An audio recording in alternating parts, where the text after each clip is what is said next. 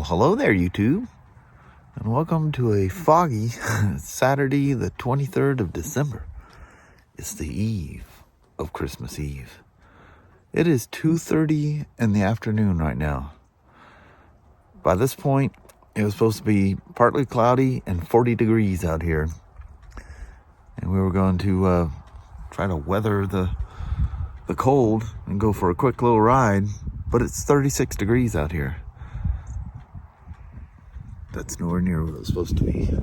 And it was nice at first this morning, and it was probably about 10:30 or so. You can tell there's a blue hue to it, so there's got to be blue skies out there somewhere. But anyway, it was around 10:30. Kelly's going, the fog's rolling back in. She goes, and it's coming in fast. I go, what? It was actually sunny out this morning, and it is socked in and stuck. And you can hear when the cars go by, everything is just wet. At 36 degrees, there's going to be some frozen spots out there. Even your BMW motorcycles will flash a warning of black ice warnings on your dash the whole time. It's anything below 30, or anything below 38, 37 and below. You're getting warned nonstop. Dang it.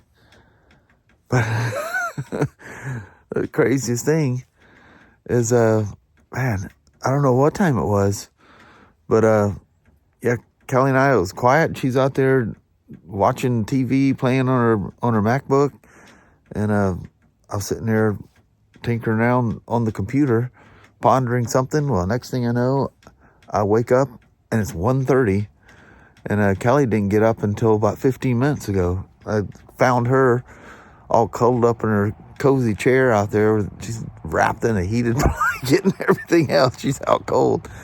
She got hooked on some series last night and went to bed at like 2 o'clock in the morning. Meathead. And then Sasha decides, Mom, it's breakfast time, so she barks and wakes her up. I never hear her when she does it. I gotta be up. But anyway, Sasha woke her up at 5 o'clock, said, time for breakfast, Mom. And yeah, that's what we've done. Pretty much nothing, and then took crazy long naps. Man, the fog is so thick, it's literally collecting on my glasses as I walk around. So, yeah, Kelly goes, well, something tells me the ride's not coming in today. It's just, I mean, it hurts just standing here, much less getting on a motorcycle. Oh, I found that extension cord, well, not an extension cord, it's a conversion cord that goes from like a tender lead or 2-pin ASC, whatever they call the thing. Anyway, or SCA, whatever. That cord, the cord, because I always turn the radio off when I'm talking to you guys, because, you know, the world of copyright, you can't have any kind of music going in the background, even music you pay for that you can use. Every time I use it, I get copyright, and I got to fight it every single time. It's crazy. But anyway, I reach up, turn the radio on, and I got the pile of that stuff that was in all the 360 pole holder and all that stuff that I used on the road trip with the GSA. So that box is sitting up there. I reach up, turn the radio back on as I'm locking everything up, because unless I'm recording, I'll leave the radio on. So anyway, I'm heading for the door, make sure I got keys and everything before I lock anything in the shop. And something catches my eye. I look again, and I'm going, no way. I've literally taken everything out of that box and put it back in there about 3 times. It was tangled up behind that, you know, the RAM mount that can hold the little Apple Charge, the MagSafe charger. You know, it's inside there. And anyway, it was wrapped around that thing, and it was wrapped around the backside of it in a way that I couldn't see it. How it got like that, I don't know. But the little tail that plugs into your heated gear, it has like a little waterproof, dustproof cap that pops on the end of it. That's what I see, is a little tail of that thing flipping around. Yep, there it was the whole time. And Kelly even said, how about that box that's got all the stuff you took off of the bike? So I've already looked there. And I even, because she suggested it again, I went out there like a third time and looked again. Nope, not there. Man, all right. My hands are literally freezing standing here holding the camera. All right. But anyway, what I was two things. I was thinking about this last night. I'm just going to put the seat back on this thing until I get the springs. I love it without the seat on there. I love the look of the fender, but something about that thing not having the springs under that seat, because I've watched so many, 500 Bullet and 500 Classic stuff, mostly the Classic. I think all of them have the spring seat, but the Classic is more prominent. Most people with the 500 Classics would take them things off. But yeah, that thing hovering by itself underneath there without those springs bugs me. And I won't see those until the end of next month, which is next month starts Monday. So one of the things that's been pondering in the back of my head, because the TPS, throttle position sensor, 11%, 11%, 11%. I adjusted that one, which ultimately became 11%, 0.62 volts. And this one's 12.9%. And mine's, once I did everything to Kelly's, it was perfect. And when I did it to mine, with the booster plug and all, I didn't adjust the TPS, but with the booster plug and the AIS delete and all that stuff I did, mine developed the problem that Kelly's always had, where you had to hit the, it's an air bleed. They refer to as an enrichment circuit. It's just creating an air bleed. The fuel injection system sees it, so it gives it extra fuel, and it basically works like a choke, electronically playing a trick with an air leak. But anyway, seeing that all the rest of them are 11%, I know I used to be able to do this with Suzuki's back in the day when GSXRs were a thing. Do they even exist anymore? I have no idea. We never see them anymore. Never seen sport bikes sell in my entire life like GSXRs did. That's basically starting in the late 80s. And just all of a sudden it just stopped. It stopped to a point that we got rid of Suzuki at our store. Of course, when we bought the Bin store in 08, they already had Suzuki, so we can get Suzuki parts. If I ever need anything for the DR, just got to wait for them to order it, and then when they receive it, they ship it to us. Or if somebody's going back and forth between the two stores, which is not a short trip, so it's not like as often as it was when it was a new store, But I can get whatever parts. But any rate, I remember setting TPSs through their diagnostic system, and there was I don't know who else I was doing. Maybe it was Kawasaki. I definitely remember doing it with Suzuki's, where instead of doing the voltage thing, which is, you got a back probe and you're risking damaging a waterproof connector. If you need to know what you're doing, because you don't just back probe those wires. You gotta, I use dielectric grease to lube the probe and the rubber boot, and there's a way you put it in the rubber boot that you don't put a hole in the rubber boot and make it not waterproof anymore. See, that's one of the worst things, when people do it themselves and damage the circuit. But with the diagnostic stuff, you could hook it up to the computer and adjust it. And it wasn't showing a voltage, it was showing a percentage that you set it to. Well, that scanner is seeing the percentage of all of these Royal Enfields being the same except for mine. So I think mine needed the TPS adjustment, where I thought it was the only problem with Kelly's stuff. That's how we ended up with the booster plugs and the AIS delete and all that stuff, getting hers right. And then hers works so perfect. I did the same thing to mine, but when I done it, mine created, which it never had before, where I got to turn the air bleed, or choke, if you want to call it that, on for that first start, especially if it's set for a while. But anyway, I'm going to attempt that. And if I remember right, getting to the screw to adjust that, it's in a super tight area. And because it's so tight, it was really tricky. You get the position just perfect, and then trying to tighten the adjustment screw, or it just holds it tight. It's not an adjustment screw. It loosens so you can make the adjustment, and then you tighten it back down. I fought that thing back and forth. Every time I tighten it, it would change. So you had to kind of manipulate it. But I'm going to try that right quick. So put the seat back on this until I get that spring kit and adjust the throttle position sensor. Attempt to adjust it with the scanner tool. Oh, I don't know if you guys ever noticed that when I was scanning these bikes, when you looked at the intake air temperature, it's like, anywhere from 59 to 62 in here.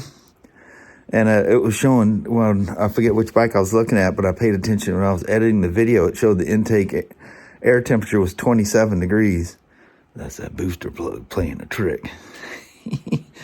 Yes, that's a very tight fit, getting that tool in there. It took me about 5 stabs at it. But you can see, I got to turn the light off here. I got it to 11%. So I'm going to do a big no-no. I'm just going to do a quick start. Because one thing's for sure. Every time I had to turn that on, or what it would do is when I start it, it'll start and then die. And then if you try to start it again, it just turns over. I just grab that thing, give it full choke as it may be, and fires up, and then almost immediately I can turn it off. So, okay, well, obviously the key's on. The box wouldn't be working. I'm looking for the starter button on the left-hand side here. So, all right, will she start and run first time? Because guaranteed it won't.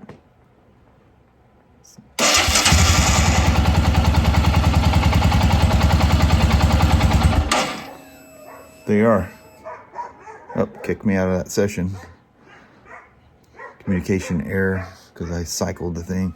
Let's turn the whole thing off here for a second.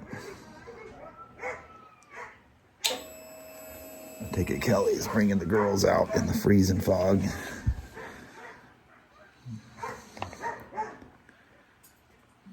Oh man, you gotta go to the whole scan thing here again.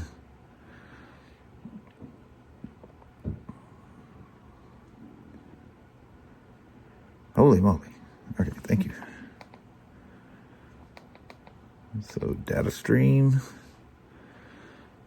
Get that right quick. Yeah, it's like the 3rd page. Look at that. Still at 11%. You remember it was 12.9.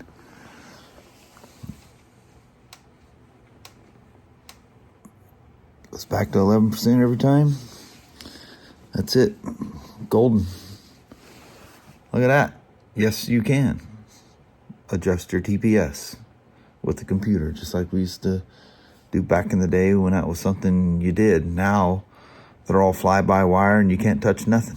You never touch that thing nowadays. I guess I should make sure I didn't throw any kind of error code here, huh?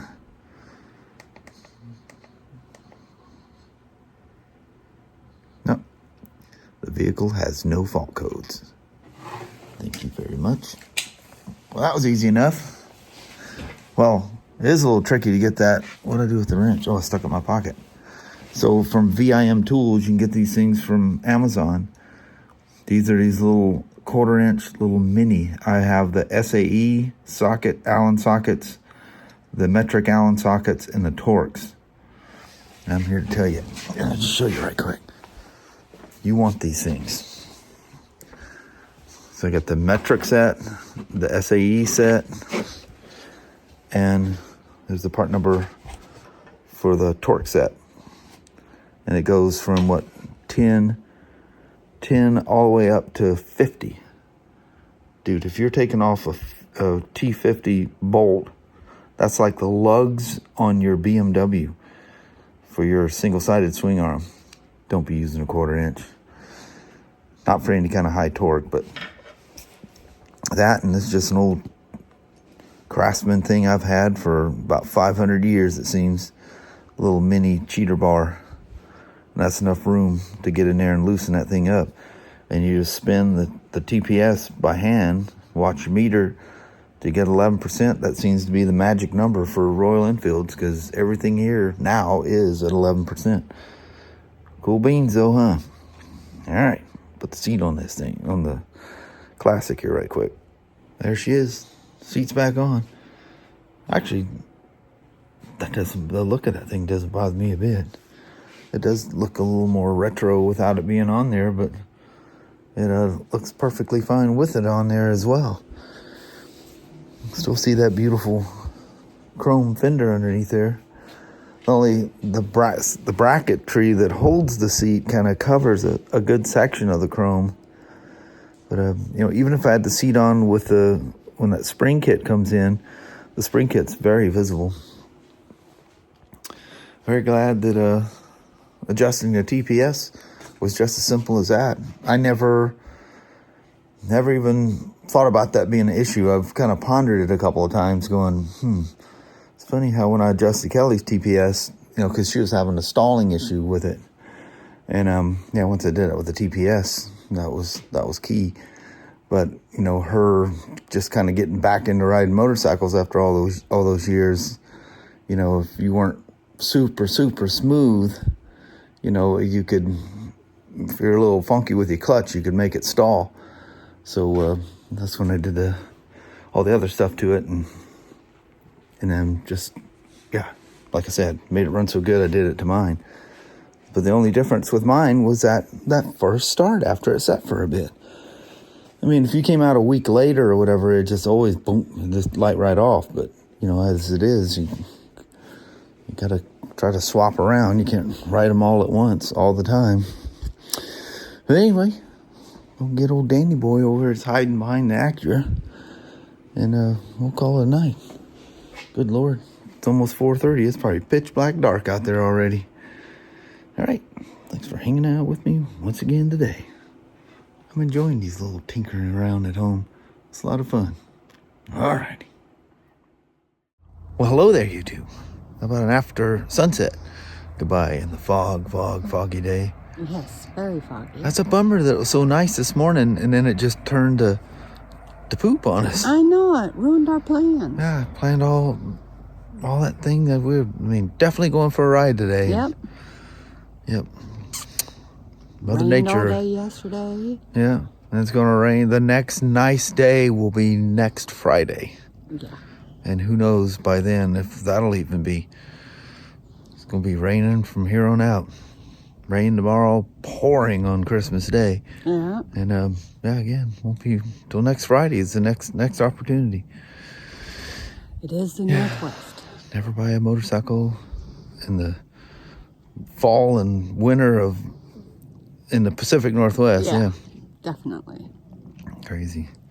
Spent a lot of time staring at them, tinkering with them, trying to figure out something to fiddle with, Can't just let them sit there. No.